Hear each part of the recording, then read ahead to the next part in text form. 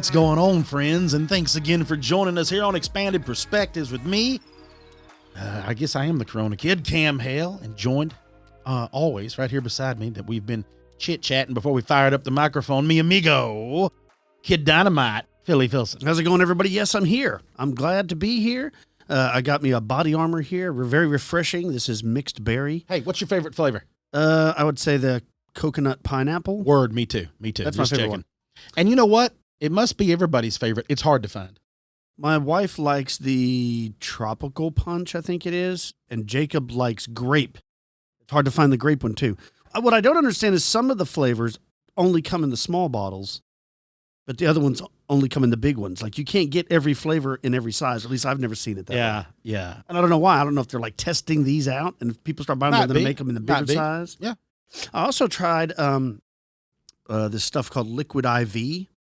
What do you think about those? I really like it. I'm a big fan. I ordered them weeks ago for Jacob for baseball because he's been playing a lot of tournaments and it's hot. Mm-hmm. We're not really supposed to be playing this time of year, but because of Corona, we had to push the season back. So it's really hot, 100 degrees. When you got to play 3 to 5 games in one day in that kind of heat, man, he'll be drinking water all day and never have to use the restroom. I mean, he's just dehydrated. So this Liquid IV stuff, it's like a powder package. Yeah. If you put it in a 16-ounce bottle of water, shake it up, it's supposed to like triple the amount of water. So when you drink one 16-ounce bottle of water, it's like drinking 4. Really? And there's 3 flavors. For like a hydration. It somehow gets in. I'm telling you. It flushes your system. I think it really works. Because normally if I'm like driving around all day and I'm just slamming waters, well, then you got to use the restroom all the time. But man, I've been drinking one almost every morning. I'll just try it when I first head out for the day, and I think it works. I really enjoy it. There's only 3 flavors. It comes in passion fruit, acai berry, and lemon lime, and I've tried all 3. I think all 3 of them are good. I like them. I would highly recommend it. It says on their website you can get it at Target and stuff, but this isn't a paid-for sponsorship. It's just something he loves. And, folks, it's warm over, well, at least in this part of the world, it's warm, so we don't want anybody overheating anyway. Well, I know a lot of people, they know that they need to drink water. They know it's good for you, but they just have a hard time doing it. So if you're one of those people that, I just don't feel like drinking 10 glasses of water, you buy some of this stuff, you only need to drink 3. You know what I'm saying? Yeah. Yeah. So, I think it's pretty cool. I would get it from their website, though. I saw where it does say that it's at Target and things like that, but when I went to Target, they didn't have it, so. Yeah. It's pretty good good stuff. stuff. Get it from Target online or something like that. I know a lot of people that actually physically go and get a real IV just to flush their system. Yep. Where it used to be like fighters used to do it, but then the UFC outlawed fighters from doing it. Yeah. Crazy stuff like that, which I still don't understand that. Yeah, we need to knock off the weight cuts. That's what we need to do. Folks, we hope y'all have had a good week. Not work too hard. Not let the Rona quarantines get you down. We're more masked up down here. I see a lot more of it, but I'm feeling tip-top. There's still a few people I know of that'll pick it up every now and again, but I still personally haven't known anyone that's passed away. Now, I know someone, you know someone that knows someone that knows someone, or you hear the stories, but I don't know like a personal family or real close friend member that's passed away, but it would be horrible. So hopefully we're about past all this mess, but Kyle and I have got some interesting stuff. We had some other things planned. It didn't work out that way, kind of fell apart. So him and I jumped together real quick, and we're like, look, let's just kind of do another OTC, but we still want to bring up some wild stories. So like everything else, we get involved into looking in the stories, and it grows. Right, that's what always happens. Yeah, and you're like, I wasn't planning on but talking about like 1 or 2 things, and us, kidding it, and the next thing you know, it's like, I think I got like 7 stories I want to tell you. Right. And then sometimes it's the opposite. Like you'll find like a really cool story and you'll go down and there's like, well, there's not much here. So I'll just look on the interweb. Yeah. Try to find it. And everywhere you go, it's the same story. It's 1 paragraph long. You can't really do an episode on that. Right. That's frustrating. Yeah. Without really, really working. You could do it, but you're going to have to talk. Or you find a really neat one and you get into it for a while. And then about 2 hours into your research, you realize it's like a creepypasta. You're like, gosh darn it. It's not even real. No wonder I sounded like such a good story. Is it real? Yeah. Kyle just showed me that video. I had no idea. Oh, it's what's his name? Archie Luxury or whatever. Archie Luxury. That's it. He's on YouTube. I don't know. He's this crazy wristwatch guy, and I think he's been drinking a little. Oh, I know he has. It looks like he just gets sauced and then turns on the cameras and starts talking about wristwatches. I'm not hating. No, I'm just saying. I think it's amazing. Right? I'm just saying. Okay. What I wanted to bring up was this real quick. I say real quick. This is going to develop into something else. But Okay. so play along here, folks. You'll remember when I brought up the creature sightings out there in Fort Stockton, right? Yes. The small hairy hominids that they said that they believe that the kid that was fossil hunting, his dad, him and his the little dad. tiny hairy humanoids. Yes. Yeah, like 2 or 3 footers. And this was in West Texas, right? Yes. Okay, yeah, I'm with you. In the Davis Mountains. Right, yeah. So Sharon Cornett that works out there and helps Lon and does all that, I guess she's the field agent or whatnot for Phantoms and Monsters down here, actually went and I guess spoke or called and spoke and went through the whole thing and had a discussion of the report with them. And so they did an update of it, and it is a little, she kind of dug out a lot more of the details of the whole story, right? So I'm going to read this to you, the sighting details. It was RG and his daughter, and it says, saw a 2 to 3 foot high creature as close as 50 yards away. He said they didn't look like a monkey, but I've never seen a Bigfoot. The 4 creatures had 5 fingers. They were hairy head to toe, except for their fingers, knuckles, and face. Their hair was not long, but one was more bushy-headed than the rest. Now, whether they were male or female is unknown, but it says the diminutive being stayed a safe distance away from them. But RG and his daughter both felt like they were being followed. So they first saw them a couple of miles or so out, and then a little hominid-like creature followed them out to the 3 to 4 mile mark, and then back towards their vehicle again.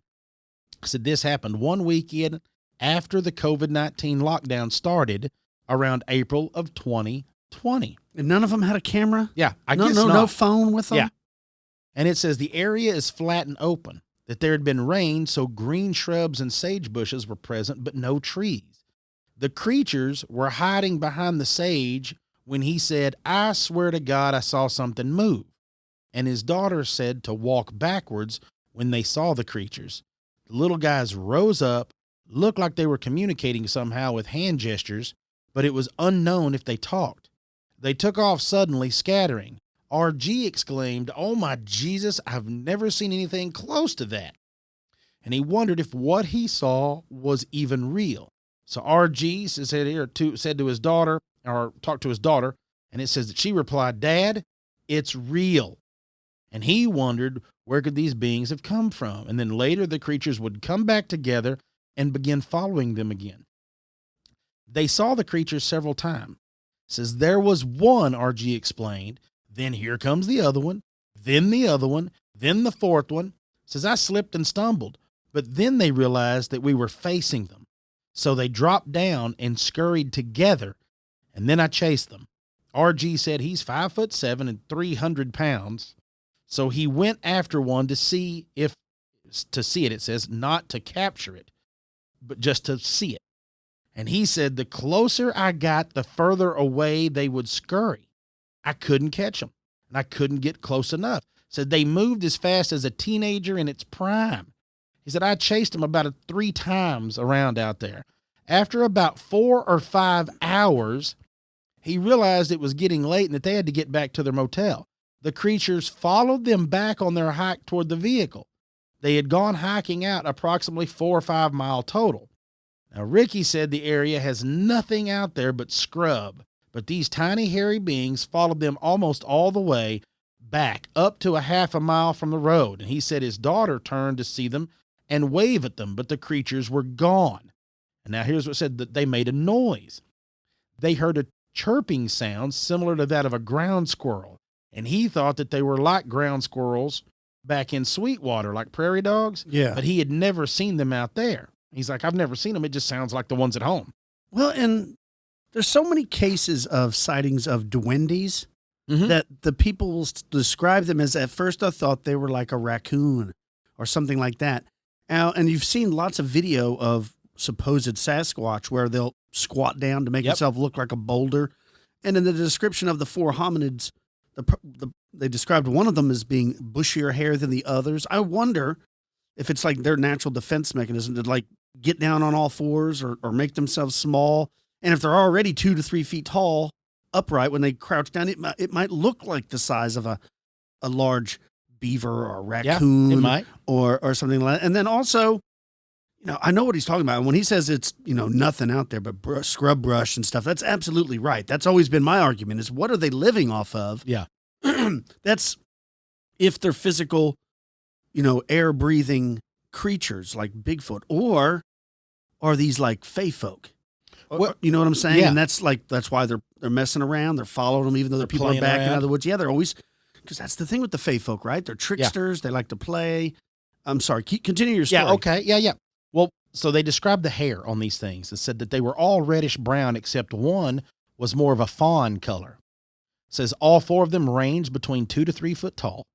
Says the faces. So this is what they talk about. They had a wide mouth, but they couldn't see any teeth. And of course, he goes, I have astigmatism. So if I didn't have my glasses on, I'm not going to be able to see them out there. And he said, broad nose, normal human looking eyes, dirty, dirt colored skin, said kind of like a sandy colored, and says like the dirt that they were standing on. So it's probably for camouflage. It says the arms were normal size for their body, not longer or bulkier. Just this is the way they were proportionate.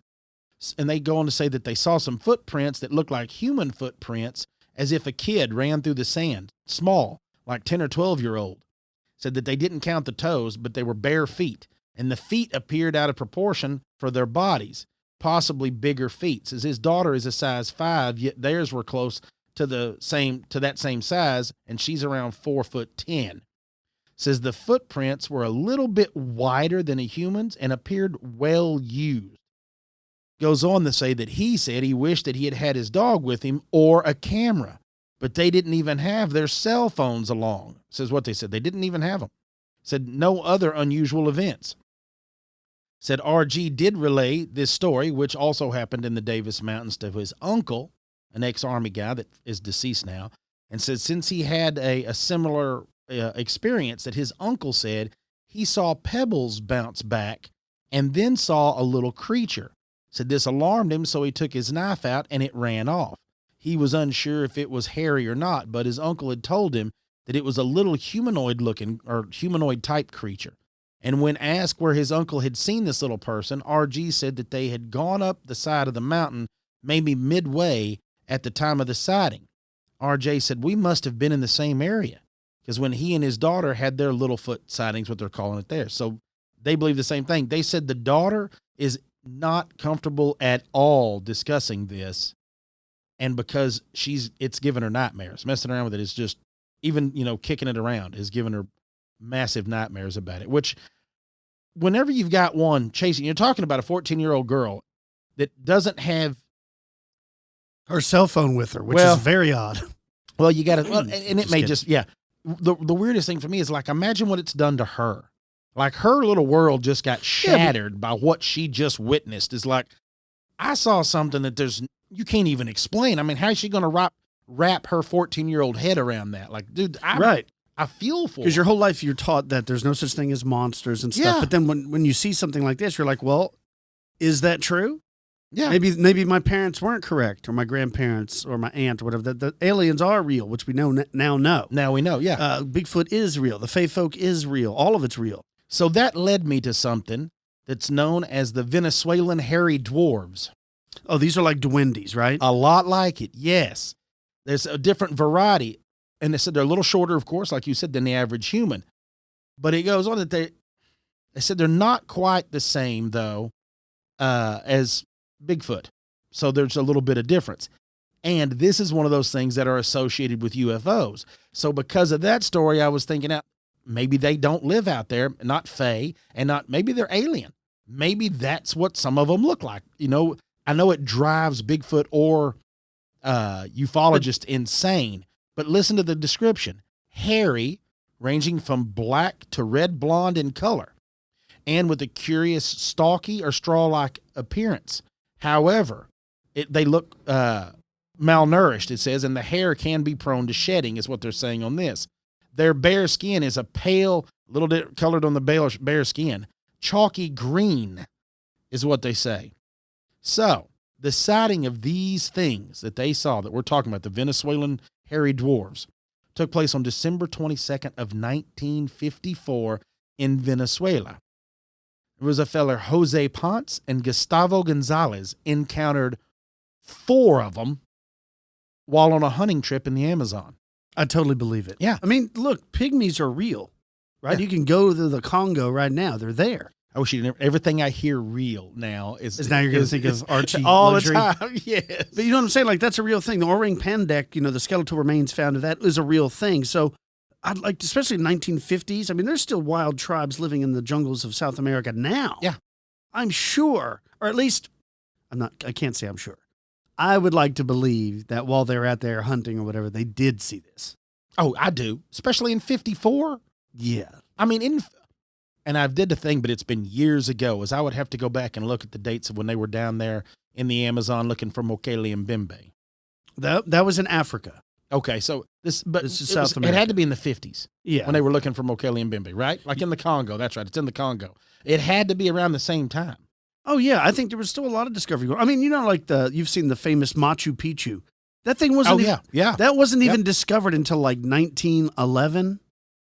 Well, hold on. We've got to use the term discovered very loosely because locals knew it was there. Sure. Right. All of that, it just didn't become, let's see, more common knowledge like that. And I go back to this whole thing let me just go through the sighting. Let me give you the whole LiDAR thing. and stuff that they're doing in South America. They're finding roads and remains of towns and big towns. So go ahead. What these little things do isn't like what the other 4 were doing, and you're gonna like this. The dwarves were seen stepping out of a hovering craft. All right. Okay. And then they attempted to forcibly abduct 2 young men who were also out hunting. And it goes on to say that one of them hit one of the dwarfs with the butt of his rifle and broke it into pieces. They said like it had hit a rock, like he had slammed it into the rocks. A 1 meter tall dwarf, this is the eyewitness, mammalian that does not wear clothes, is completely covered in stiff, bristly hair, and has 3 clawed. Isn't that the ones they see out in Texas? We have the 3-toed tracks, right? Mm-hmm. 3 clawed hands and feet. The face has 2 large green eyes and no visible nose, oddly wrinkled or folded skin, and a wide trapdoor-like mouth without teeth. The creatures apparently have no need to eat, but when armed for conflict with other extraterrestrial foes, I don't know where this comes from, mounts a laser-targeted weapon inside this mouth cavity. Oh, that's crazy. The eyes have 2 concentric iris rings of glassy, triangular blades around the uncovered pinhole pupil. You were going to say mounting a laser. I was going to be here. It's going to be on the shoulder like the Predator. Oh, that's what I was hoping for, but it's like in his mouth. That's crazy. So I don't even know. Yeah, look, the idea of these. So I was like, well, what could you possibly, like you were talking about the orang pendek, right? Mm-hmm. I'm like, what could possibly lead to? Well, then there's a thing called the agagwi, or the little men of the forest. And the agagwi is rust-colored, 1 to 1.7 meters, so 2 to 5 feet, tall, biped, reported to be seen throughout all of East Africa. And they say they have yellowish to reddish skin underneath very thick, that very thick but like fluffy hair. So it doesn't sound like they're bristly, but now these are still small, little. What we're talking about is different species of Ewok is what we've got going on down here. But the agagwi, I'll give you a sighting of this so y'all can gauge it real quick. One of the best known sightings was near the turn of the 19th century with Captain William Hitchens. And he had been on a lion hunt. Now, I'll get a load of this. An official lion hunt, says. And while waiting in the forest, looking for this big cat in this big open patch. So it sounds like, it's all just a clearing, right? He's hunting a clearing, and I'm sure it was probably baited, but who knows? And he witnessed these things, and he later described them in Discovery magazine back in 1937. It says this: some years ago, I was sent on an official lion hunt in this area. And while waiting in a forest glade for a man-eater, I saw 2 small, brown, furry creatures come from the dense forest on one side of the glade and then disappear into the thicket on the other side. They were like little men, about 4 feet high, walking upright, but clad in russet hair. And the native hunter with me gazed in mingled fear and amazement. Yeah. So there's another sighting took place. Now, this is to back it up. This dude's name is Cuthbert Burgione. Nice. And he wrote a letter in 1938 to the same magazine, right? The Discovery magazine, right, saying that he and his wife had seen something. So this is just old school emails is all this is. He reads or hears a creepy story. He's like, he reads that and he's like, I saw that. It takes a year for him to get his story out. A lot smoother than now, right? Like you can just tweet it and then you can imagine waiting a year for a letter. Right, there was these sightings, and it was a long time before they had actual proof of it. The same thing has happened with known species that we have now, like the mountain gorilla. There have been rumors about people seeing them for a while, but the first one scientifically discovered wasn't even until 1902. Oh, the mountain gorilla? Yeah, so that's not that far removed from what you say in the what 30s. We're talking, yeah, we're exactly. Same thing with the orangutan. Orangutan. They were, rumored to be seen in the islands of Borneo and stuff for a while, until they were scientifically discovered that, they were there. So maybe these hominids are a known species that was just not diagnosed, but, somebody thought they saw something that was something else. Or it's an unclassified actual creature. Or it's the spinoffs of the Hobbits of Floriensis. That's what I'm saying. That's it. And it's not paranormal. It's biological. You would think, though, you would need a larger breeding pool, right? But in those thick forests, maybe they are. I don't think a lot of people go in there. I don't think because of all the dangerous snakes and spiders. But I know I wouldn't go in there. I know you don't know this, but you and I have discussed it about camera traps when they were looking for certain, they're always looking for jaguars here in like Arizona and Texas. Absolutely. But you and I were talking, and I cannot remember what one of the animals was, but they were looking for big cats too, down in the Amazon, setting up camera traps. And you and I was joking around about how many camera traps could you set on trails if I said if I gave you 400 camera traps and I would go set them up, how much acreage could you really cover in the Amazon to go, oh, we're good in this whole area? Because you could legitimately move those around section to section to section if you gridded out all the Amazon, and they could be something living in there that you would never get a photograph of. That's why they're constantly discovering new creatures all the time there. So again, why couldn't that be like what you're talking about? These sightings, they could probably be there. Yeah, millions of acres. Oh, okay, let me tell you this. Especially in the 30s. Well, this is in Africa, but same thing. So the letter that was sent in saying he and his wife saw something. Now, he was in Portuguese or East Africa, known as Mozambique, on a Japanese cargo boat, and his sighting took place in 1927. This is what it says. We were sufficiently near to land to see objects clearly with a glass of 12 magnifications. If that's not some of the coolest writing, like the way they described it, with a glass of 12 magnifications. I'm going to start saying that with my binoculars from now on. They're not 10 by 50s. They're 10 magnification by 50 magnification. You got to be real technical. So it says there was a sloping beach with a light bush above upon which several dozen baboons were hunting, because that was another question I was going to bring up, because gibbons, they look a lot like what they're describing.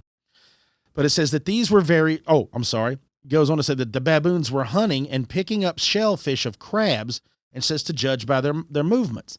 And they were 2 pure white baboons among them, and that these are very rare, but I had heard of them previously. And as we watched, 2 little brown men walked together out of the bush and down amongst the baboons. They were certainly not any known monkey, and yet they must have been akin, or they would have disturbed the baboons. They were too far away to be seen in great detail, but these small, human-like animals were probably between 4 and 5 feet tall, quite upright and graceful in figure. At the time, I was thrilled, as they were quite evidently no beast of which I had heard of or known to be real.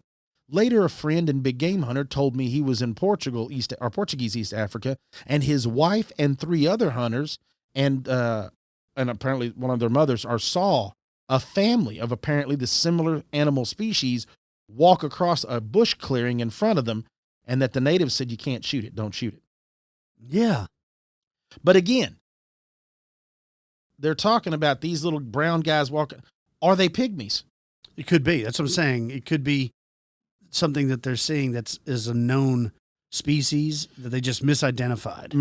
Or it could be something brand new that no one's, but the locals have seen it. They don't know, and they may not be familiar that the locals have a name for whatever that is. What the fella saw hunting a lion most definitely wasn't a pygmy, but what this guy's talking about might have been, you don't ever know. It could have been, maybe it wasn't the exact same thing.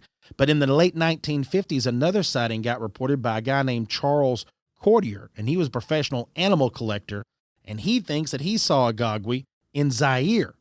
Says it was caught up in one of the bird snares that he had set, but it escaped before he could get anything out. And he said it fell on its face, turned over, set up, took the noose off of its feet, and then walked away before any of the people that was helping could do anything. Man, that's a cool story. Like just slipped it off, got up, took off. I think we say this all the time, and I think it rings true. Is like the natives probably don't freak out when they see them. Yeah. They're used to it. I mean, I haven't seen a jackrabbit in years, but when I was a kid, they were everywhere around here. I saw jackrabbits all the time. So if I was driving and you were asking me, you were from out of town, and you were riding with me, and I happened to see a jackrabbit today, I wouldn't freak out like, oh my God, that's a jackrabbit. Yeah. I haven't seen one in 10 years. I'd be like, oh. And you'd be like, what is that? You'd be like, oh, that's a jackrabbit. It's the same thing. The locals there may know of these things. They're not freaked out by them. They've seen them. So what? Yeah. Yeah. But to an outsider, you're like, what? You may have not seen it in a while, like you said, humanoids? but you know they're there. Yeah, it doesn't freak the locals out. Like, I've seen it 2 or 3 times. But the stories they always talked, and I've covered the stories about like the giant frogs that they would see down there, Mokele and Bimbi, all these things. The locals never go crazy. They're like, yeah, I saw it once when I was like 15, and then again a few years later. Then I didn't see it for a while, and then I saw it about 3 years ago. So I've seen it 3 times, in like 35 years. But yeah, I saw it clear every time. And I don't care how many times Vice sends somebody to the Congo, or these people raise money to go to the Congo to try to find Mokele and Bembe and stuff. You can't, just like that. You don't know when you're going to see it. And maybe that doesn't exist now, but maybe it did 40 years ago. But there are lots of those people in those tribes in that area of the world that say, oh, yeah, we've definitely, because we show them pictures. Just like the roping. Yeah, we saw a brontosaurus. The Indaba bird. Yeah, I haven't seen one in a while. Yeah. I think it's probably not possible now, but I would like to believe that in the 1930s it was. And I like to believe that it did happen, just because I like that. Right? I'm with you. There's one more, and I'm not going to get into it right now. I may say it. We'll talk about another one. I'll let you do some talking. But it's the Nita-Ewo or Nita-Ewo, and it's the Japanese version of pretty much exactly what I've been telling you. See? So they're on different continents, but yeah, it's basically the Japanese version of it too. And I believe they've seen them in Sri Lanka. Like there's a bunch of them that's down in there. But yeah, like Sri Lanka's got eat up with stories about them too. Man, that is super interesting. I love that kind of stuff. Yeah. Before I get into my story, let's talk about our sponsor for today's show. Today's episode of Expanded Perspectives is brought to you by Raycon. Whether you're listening to EVPs that you previously recorded in that old abandoned psychiatric hospital, or listening to Wood Knocks your buddies recorded last week near Mount Shasta, you want crystal clear audio quality. You want what you're listening to be what you're listening to. Not what your roommates are listening to, not what your significant other is listening to, not what your children are listening to.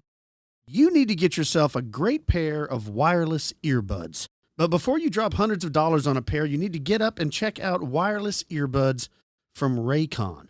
I'm telling you, I've owned several different brands of wireless earbuds, and my Raycons are my absolute favorite.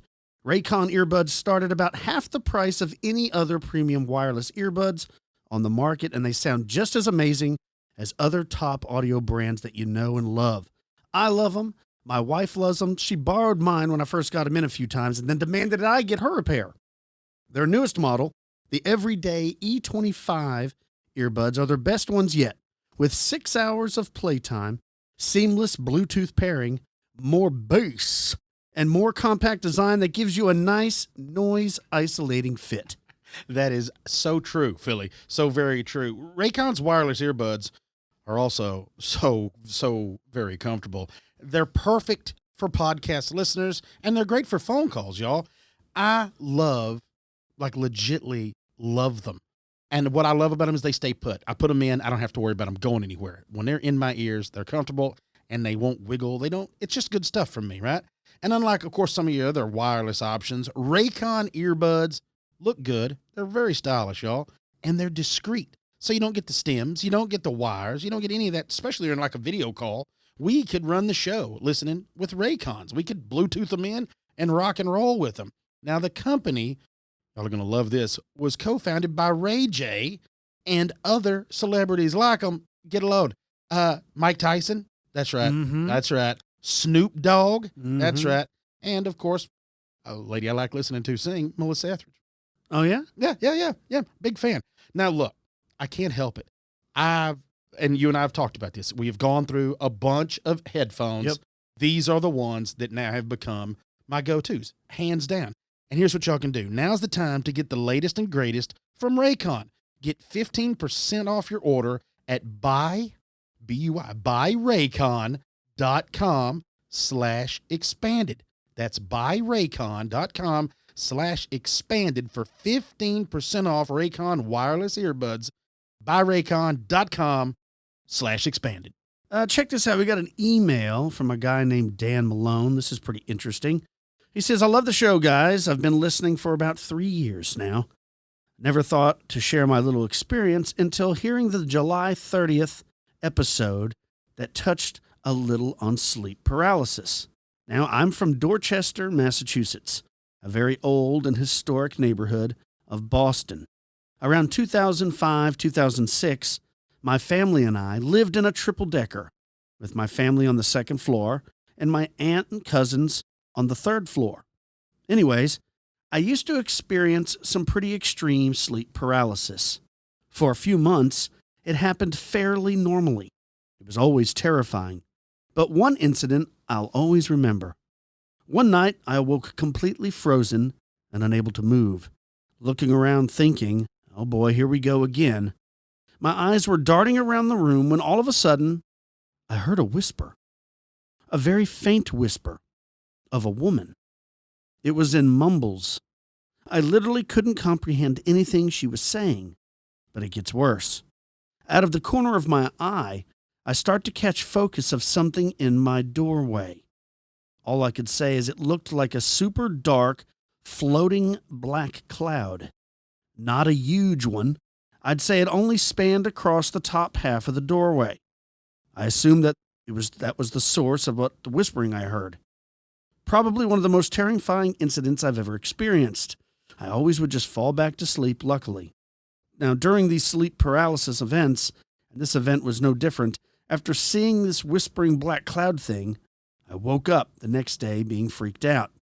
I told my cousin upstairs what happened to me, and it was unnerving. Come to find out, he has been having sleep paralysis incidents too. His bedroom was literally right above mine. Was it a coincidence? Who knows? We even went so far as to research sleep paralysis. One logical explanation we found is that supposedly the electricity poles emit waves, and gas lines can also do the same. That may cause sleep paralysis. I just find it so strange that it was only happening to me and my cousin, who shared bedrooms directly above and below each other. We've all since moved, but it's a big question mark that we will honestly never know the answer to. It was spooky. Eventually, the sleep paralysis incident stopped for us both, thankfully. Another disclaimer, where I experienced these events was my grandmother's old apartment. She had died in 2004, not in the actual apartment, and we moved in after. She was extremely religious. She went to church every Sunday. She had religious statues and rosaries everywhere, the whole nine. My aunt upstairs is also very superstitious and told me whatever that was, it was not my Nana. Anyways, I just had to share this after hearing others who have experienced the black cloud too. Thanks for the awesome show, guys. Dan Malone. And I wonder, thanks, Dan, if his cousin wasn't Post Malone. I don't know. That's right. Upstairs. Yeah, that's a pretty interesting Or story. Water Malone. Yeah, I remember when we just did that episode not too long ago about the person seeing the black cloud, like by the chair, and they couldn't move. And that's what inspired Dan to write this story in, because it's very similar. Now, you don't know how many stories we get sent to us that don't want to be read on the air or for whatever reason. And it'll be almost exactly like a story that we covered on the show. And I like those coincidences because there's several people experiencing the same thing. Mm-hmm. And what is that? Consistency. Is that a demon that's forming in his room and it didn't fully form? Was it what's the old hag syndrome where it's a woman and you can't get up? I don't know. But those stories are very terrifying. A lot of the things with sleep paralysis is also with alien abduction, shadow beings, Hat Man. All those things seem to fit in a really tight category. And I'm wondering if this isn't just some sort of side effect to sleep paralysis, like your brain is releasing hormones or endorphins or something that's making you hallucinate these images. Or maybe you've already, you've thought about it, so your mind's kind of preconditioned to go there, to instantly, like when you experience sleep paralysis, it instantly thinks that that's your mind's related them. So like right. If there's sleep paralysis, yeah. Have you ever had it? Sleep paralysis? I have. But I would only say like 3 or 4 times in my entire life where like I woke up. I know we've talked about this before, but I can't remember. I was like I was dreaming, and I know I'm dreaming, but I can't move to like shake myself out of the dream. And then it's like it slowly starts coming, and it's like I'm churning butter, and then I wake myself up. I've never had that happen. It's only happened a few times, but it's weird because you're like, I'm aware that I'm dreaming, but I can't wake myself up. I know I can't, and you can feel yourself not being able to move. Yeah. My sister-in-law says she has it pretty bad. Like it happens to her quite often. And I've asked her, have you ever seen, aliens? Or ever seen any black figures in the room? Or did you ever feel the presence? She told me no. Yeah, see, you don't want to be family members of ours, because if you say you had something strange happen, Kyle and I are going to grill you real hard to try to find some stuff. So. Absolutely. Well, and when it comes to sleep paralysis, I've heard like that's one of the arguments. There are people that are against alien abduction. They're saying, well, it's just a symptom of sleep paralysis. That's why everybody's always abducted at nighttime. Yeah. But that's not true. There are abductions during the daytime. I know a person personally who was driving, say, to go fishing at a lake. He knew where the lake was. He knew how long it was to get there. But he experienced missing time in broad daylight. And this is somebody that I know, trust, and love.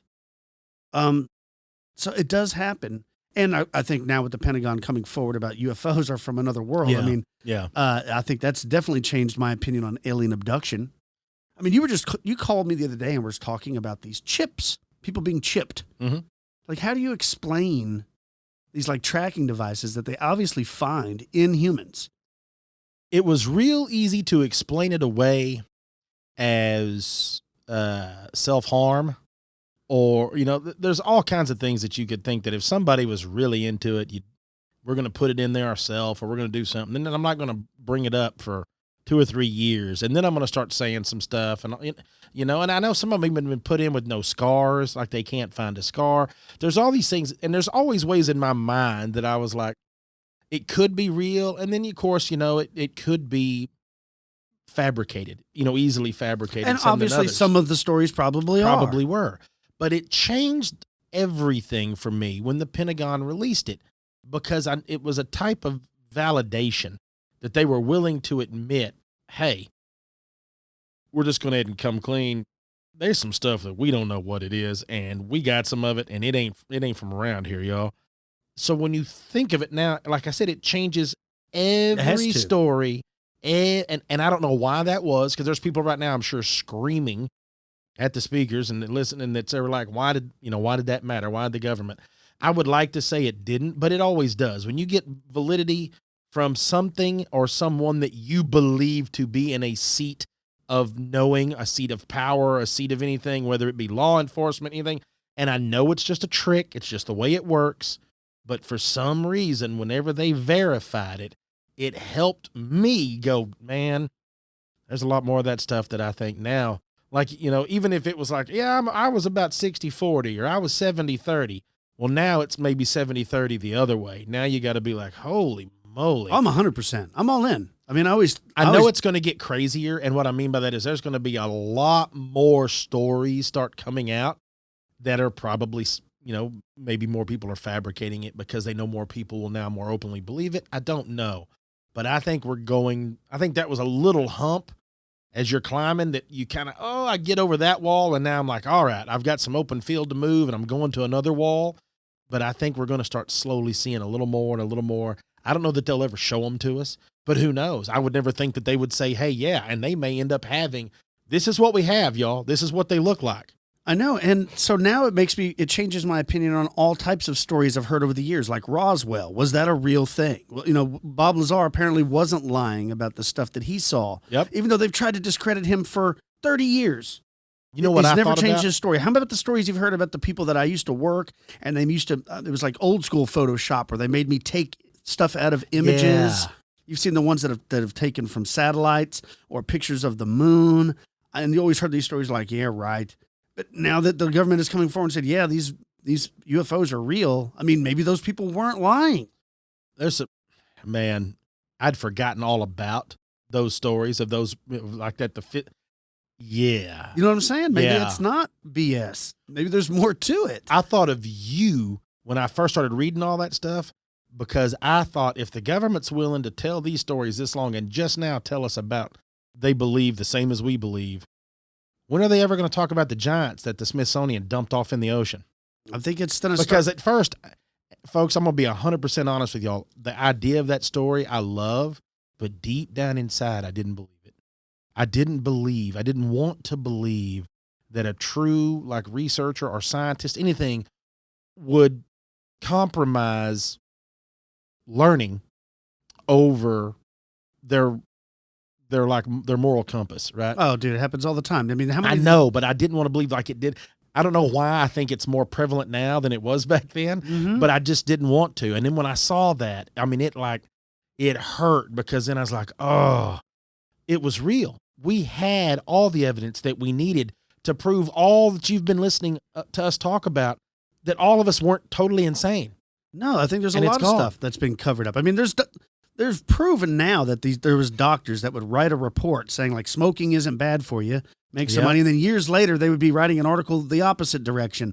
They're getting paid almost. And these are people, like you're saying, whose moral compass is messed up because Yeah. they're just doing it for money. And I think the same thing was happening then. I think there is still information, even now, showing that there was a race of giants on the earth. And I think we're going to get all these secrets because of how social media and things like that. It's going to start opening up. I think their kids coming after us are going to be a lot more knowledgeable than our generation. And I think just before we know everything, an asteroid will probably hit and it's going to reset. We're going to lose all the information. And that's start the over. way civilization works, ladies and gentlemen. Every time we get right up to winning the game, you get reset and you got to do it all over It again. starts again. And that's just what happens, right? Then the Big Bang starts all over. Yeah. It's Or whatever. What if you found, and I know this is the answer, but what if you found out, like they came out next week and they're like, oh, by the way, y'all, Bigfoot's real too. We've known about him and we didn't believe it all this time until like Mount St. Helens. And with all the stuff that went on there, like that's whenever because we found them, we gathered up a bunch. If those Mount St. Helens stories are true. I know. But the ones they found burned and stuff. Yes. I don't know. Man. It changes everything. It does. It changes everything. It changes it all. Let's move on. Check out this story. This Lay is it a on pretty me. interesting sighting a woman had about some black-eyed kids I'm out. I'm going to go ahead and get up and show myself to the door. on her porch. She says, one evening in 2014, I was in my living room reading. It was around 2:30 a.m., and my dog went to the door like he had to go out. I started to get up, and he started growling at the door. Now, he has never growled at anything in his life. He was only 6 months old. Then my other dog jumped up on the couch, trembling and whining. Now, this dog, she was 6 years old. Needless to say, this unnerved me, since I was reading about creepy stuff, including black-eyed kids, and was already a little freaked out. So I just sat back on the couch and held my older dog, trying to calm her down. Then came a knock on the door. Now, usually when that happens, my dogs go wild, barking and whining excitedly because they love people. But my 6-month-old puppy ran away from it and came over by me. Now, at this point, my heart was racing, and I just sat there terrified. All the lights in my house were off, and the curtains were drawn. I don't have a peephole, so I peeked out through the blinds of the window behind me that overlooked the porch. There were two boys standing there. Now remember, this is like 2:30 in the morning. I peeked through and I saw them just standing there. One looked to be around, I'd say 5. He was really little. And the other one was about 10. They had their heads down and were wearing winter clothes and heavy jackets. I thought this was weird because it's in the summer. Then they both turned to look up at me. Now, I don't have a bulb in my porch light, so I couldn't see their faces, but they looked directly at the window. Now, this freaked me out even more. So I moved away from the window and just sat on my couch. I sat there thinking I couldn't believe this was happening. I had heard that if you knew about them, then they would visit you. And I just kept trying to convince myself that these were just some kids playing a prank or something, that this wasn't really happening. However, this felt very real. Then one of them spoke. It sounded like it may have been the older one. It said, "Ma'am, can you let us in? It's really cold out here, and my brother is hungry." I, of course, didn't move, and I definitely didn't reply. I was immediately alarmed because I had no idea how they knew I was a ma'am. I just sat there on my couch. The voice sounded void of emotion and a lot more calmer and somehow older than the little person talking. What the hell would two young kids be doing out at this time of night anyways? Plus, it was June in Alabama. It isn't cold by any means. I felt this overwhelming sense of dread and knew if I opened the door, something awful would happen. I had read the stories and I thought, nope, not going to answer the door. Forget this. It was really weird though, because no matter how scared I was and how none of this made any sense, I almost felt compelled to go to the door, like I had some kind of urge to help them. I suppressed that thought the best I could and ignored them. Then the same voice said, "Ma'am, please let us in. I saw you through the window. I know you're there. It will only take a moment." And I was like, what in the hell is going on? What kid says that? I was frozen in fear and just refused to answer them at all. I waited for them to go away. I wanted them to go away. And I didn't dare look out the window because I knew that they were right next to it and would be staring back at me with those pitch black eyes.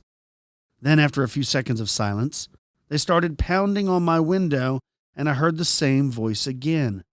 "Let us in. Please. It's cold and we have to call our mom. She will be worried if we don't call her." I honestly couldn't believe what I was hearing. At this point, I was almost in tears. I was so freaked out. My heart felt like it was going to burst out of my chest. I just stayed silent and didn't answer the door. I just sat back against the arm of my couch and held my legs up to my chest. There was no way I was answering that freaking door.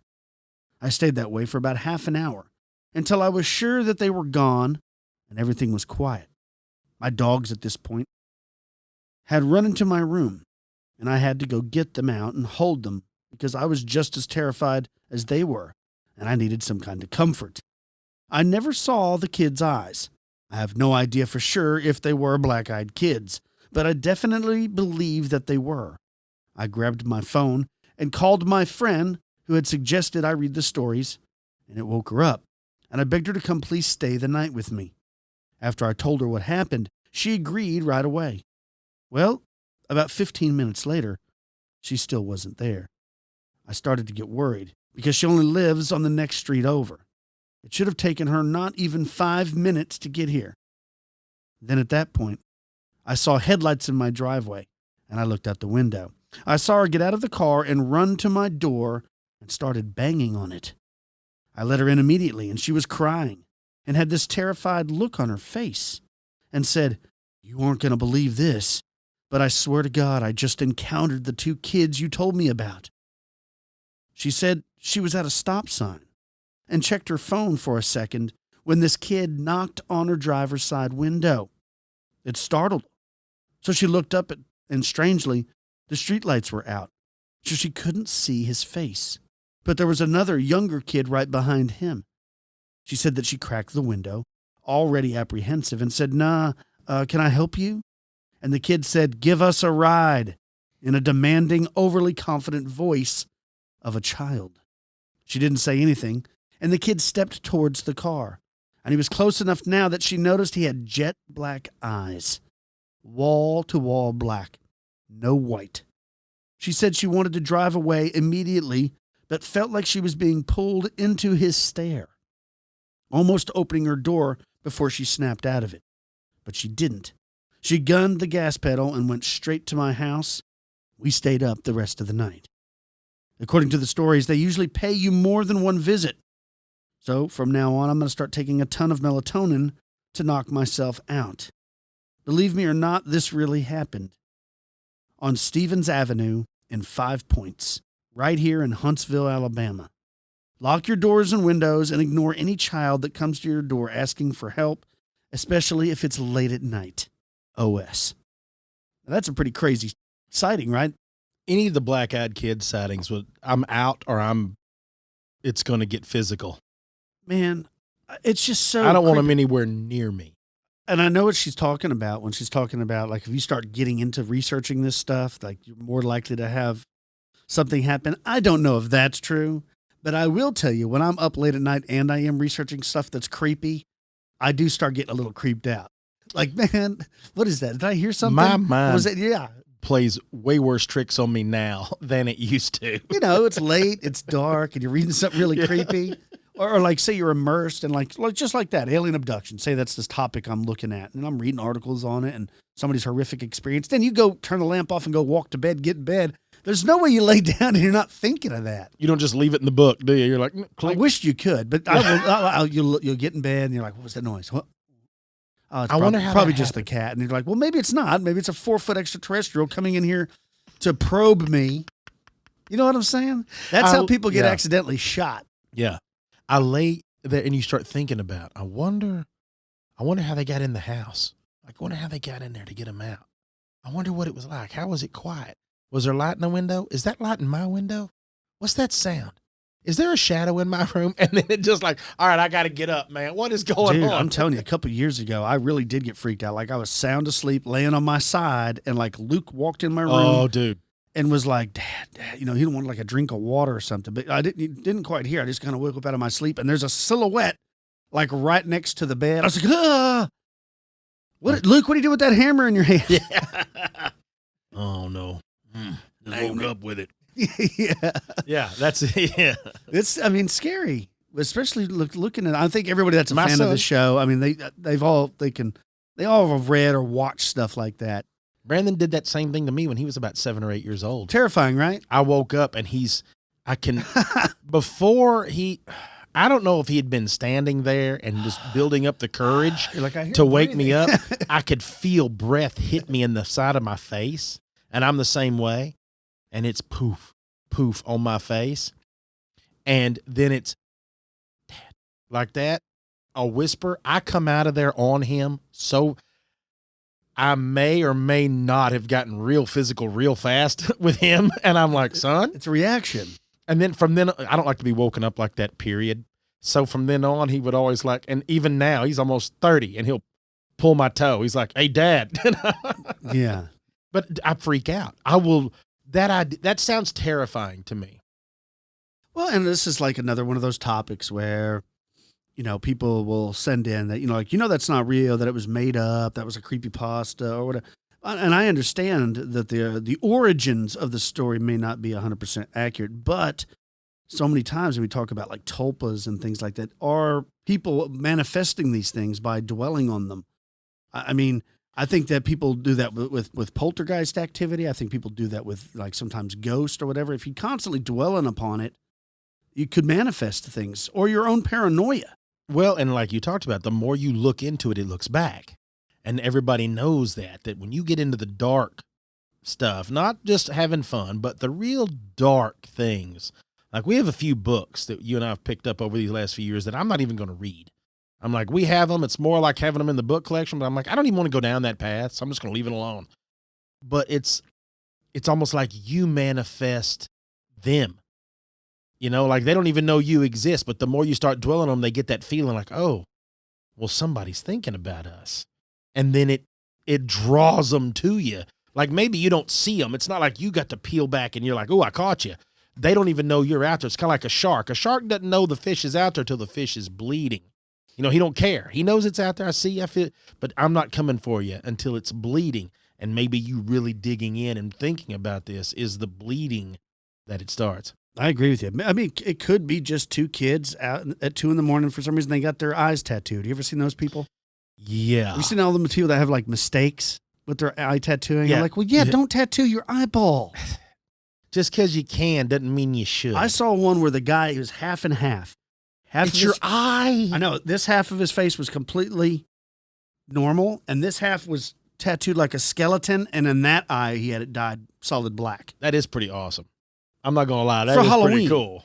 But like, yeah, but I mean, don't tattoo your eye. Like, I can't even imagine that.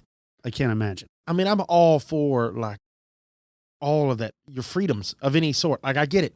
But don't tattoo your eye. Not your eyeball. Like, you know, a sight is something you really don't want to lose. Like, you could lose a finger. You could get, like, a bad tattoo infection and get a skin graft. A bad eye infection, man, like, it may be gone. You may mess around and it's just not, you don't have it no more. Yeah, why don't we have cybernetic eyeballs? They haven't been able to figure that out. Like you have like a robot eye, and I can switch like into infrared. I can switch to heat sensing. I think that's what's coming. You and I have discussed this. I think that's what's coming. Like, oh yeah, I can see FLIR. Yeah, like I can't see all the colors. How come I can't get something done to where I can see, like anybody? Yeah, like me and you both are colorblind. Yeah. You're way worse than me. Where you can just fire it up and I'm like, dude, I got all these awesome colors I can see now. Or like you said, you can see in the dark. It's just, it's generated off your own body's electricity. It doesn't even have to be perfect. Like, you know what it looks like when you look like through really good binoculars, like some Swarovskis or something. On a full moon, how much brighter it is through good glass. Yes. Couldn't they improve my lens? So I'm not truly have night vision, but it's greatly improved night vision. I want your night vision to be that old Vietnam, like green, fuzzy night vision. Oh, God, yeah. Like, I don't even know how you see. All I can see is bushes and darkness. Like, it doesn't help. I recently my little brother had bought a new scope for one of his rifles for varmint hunting and stuff, and it was showing me, and it's like FLIR where you can change it where did he get a pulsar? The heat signatures are white or black. And I was looking at it. Where was it? It was the 4th of July, and that's the first time I've looked through one of the new generations. I mean, that thing is awesome. It's like they're crystal clear, crystal clear. Yeah. Oh yeah. My nephew's he's got one. It's amazing. Blake's got one where you can adjust it like that to where it's the dark, I believe, the dark heat and everything. It's ridiculous. It is. Yeah. It is. It's pretty ridiculous. What's also ridiculous is on last week's show, you were talking about getting people to send their reviews in. Like what kind of... Oh, yeah. Tell them they got to keep that up. And that is hilarious. People just... Like your favorite dinner sandwich. I was like, and there people are like posting about beers and different drinks and food. Let's see what we could do now because those were funny. I'll get those together next week to talk about some of the crazy ones on there. Let's do like favorite pizza toppings or something. How about favorite? All right, everybody. Favorite movies. Yeah, there we go. Like just post it up, like 5 stars. You want to comment something? Like, I don't know. We'll just pick one. The Titanic. That's Kyle's. So you can just jump on that one and go, or the Notebook. Kyle's got like several copies of the Notebook, which is weird. But one of those. Yeah, like that. And also, too, I was not aware, and Kyle had to call me, overly excited. Which he usually calls me every day and we BS, but he was overly excited. And so if y'all aren't aware, I'm going to share this because he's been giddy about it all week. Every episode of Twilight is now on Amazon Prime, so y'all can watch that too. I was like, where's he going with this? I don't remember calling him and talking about a movie. That is a good one. Well, if you have a good one and a good story you want to share with me and Cam and the listeners, please don't hesitate. Email the show, expandedperspectives@yahoo.com. Hold on. Yep. Since this is more of an OTC, I have a joke for you guys. Go for it. And I'm sure somebody's going to find a reason to hate this joke. But it's okay because I've told another joke and got hated on for it anyway. So I told this joke to one of my nieces and my son. We were playing disc golf and they were standing around out there. And I said, did you know that there was a little boy born during this pandemic? And he was born over there in the hospital over there. And I used the name and all that. And I said, he was born without eyelids. And they were like, no, that's awful. I go, yeah. And I said, but I'm going to tell you something straight up that sounds crazy. But they used the little fella's foreskin to make him eyelids out of plastic surgery. And my niece was like, that's amazing. I said, they said he'd make a full recovery. He would just be cockeyed most of his life. And for that, folks, we are out of here. Peace, y'all.